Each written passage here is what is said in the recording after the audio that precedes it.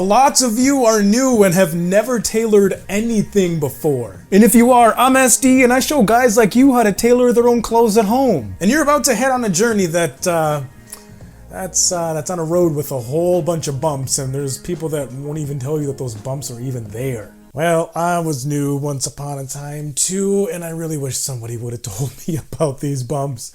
I'm gonna tell you what they are. I don't like long intros though. Let's do this. 1. Every beginner needs to have space, but don't worry, don't panic. I don't mean you have to dedicate an entire room of your house to learning how to tailor your own clothes and setting up your sewing machine and having all of your accessories spread all over the place. No, not at all. But so let me back up a little bit. When I started this, I was a straight up run and gun style for what it was that I did. If I wanted to tailor something, I had to bust out my sewing machine and I had to find a place to put it and then get all of my materials together because they were all kind of scattered all over the place. And that is just no fun at all. But at the same time, you know how every family has that kitchen table that's really nice, it's really decorative, it's really trendy, but you never use it, you never eat at it at all? I totally get it, that's us. And I also understand the fact that if you want to try and tailor your clothes there, you will probably get beaten to death by your significant other. At least that's what would happen in our house, that's for sure. And as time went on, I ended up upgrading so I would tailor my clothes on a stool, which seemed like a brilliant idea at the time. Long story short, it was not. Or I would tailor my clothes on the floor. And the thing about tailoring your clothes on the floor is you might think, oh, well, I've got all this space around me. I can just spread everything out. I don't have to be constricted by a desk or a table or anything like that. But tailoring on the floor is not a good way to go about doing it at all either. And let me explain why. Because you have your garment in front of you, right? Well, yes and no. It's in front of you, but you end up kind of walking around it and you end up working in a circle in a way. And that's not a very efficient way to go about doing it. You want to have your garment in front of you. You want to be sitting on something comfortably.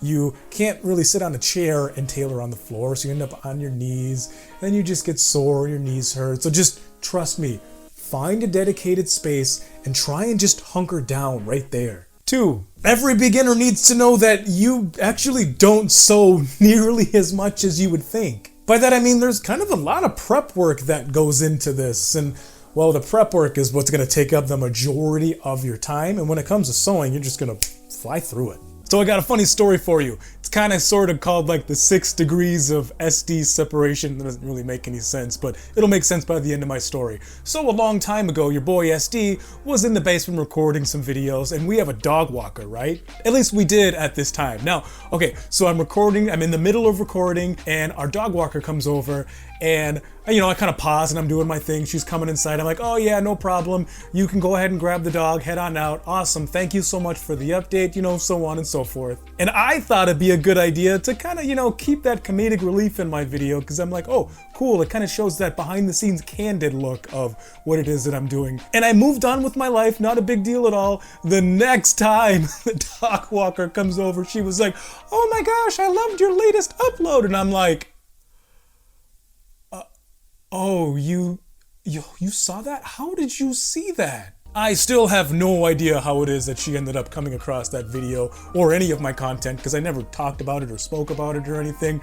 At least she was super cool about it and she thought it was really funny that, I kept our interaction and our dialogue in that video. And then I met her daughter, Jade, who was also a super awesome, really cool person, and I'm really glad that you watched my content too.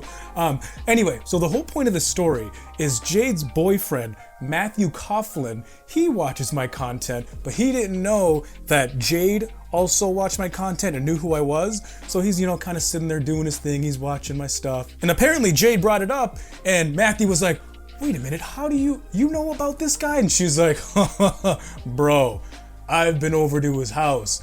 I went over to walk his dog one day. And so she told him that whole story of, how it ended up, how we, kind of got to know each other and how we met. Anyway, hi Matthew, hi Jade, and of course, hi Virginia. But there's some things that go on behind the scenes as far as prep work go that you don't really think about in the beginning. At least I didn't really think about in the beginning. So let me give you an example. Let's say you go out and you buy some new garments and you want to tailor them. What's the first thing you're gonna do? You're gonna wash them, right? Well, I sure hope so, because I used to work in retail, and let me tell you, your clothes are filthy.